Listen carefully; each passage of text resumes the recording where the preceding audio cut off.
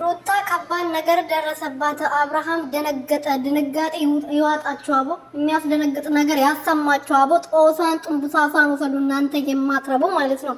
ምንድነው የሚደርስባት? እናንተ ራሳችሁ ተደባደቡ እንጂ ሩቲ ምን ቤት ነች የምትደነግጠው? እናንተ በተደባደባችሁበት የምንድነው ከባድ ነገር የሚደርስባት? እናንተ ላይ ከባድ ነገር ይደርስባችሁ ምን ይመስላሉ? በእናታችሁ ከባድ ነገር ደረሰባት። ሌላ ርዕስ እንኳን አይጽፍም እንዴ? ከባድ ነገር ደረሰባት ይላል እንዴ? እኛ ደንግጠን ገብተን ሩቲዬ ምን ሆነችብን ብለን እንድናይ አናያችሁ አትጣሩ ማለት ነው። ዛሬ እሷን ትሰድባላችሁ፣ ነገ ደግሞ ሩቲዬ ከባድ ነገር ደረሰባት። ምን ደርስባታል?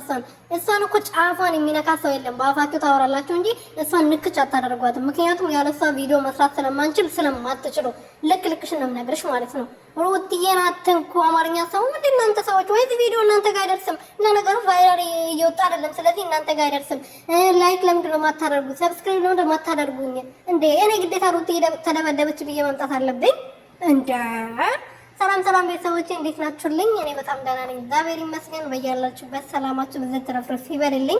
ለዚህ ቤት ለዚህ ቻናል አዲስ የሆናችሁ ሰብስክራይብ፣ ሼር፣ ላይክ እያደረጋችሁ ቤተሰብ እንድትሆኑበት እና እየጠየቅኩኝ እንግዲህ ይሄ ቦቾራ የሚባለውና ኪያ የሚባለው ከስንት ጊዜ መጥፋት በኋላ መጥቶ ሩቲዬ ከባድ ነገር ደርሶባታል ይላሉ እንከፎች።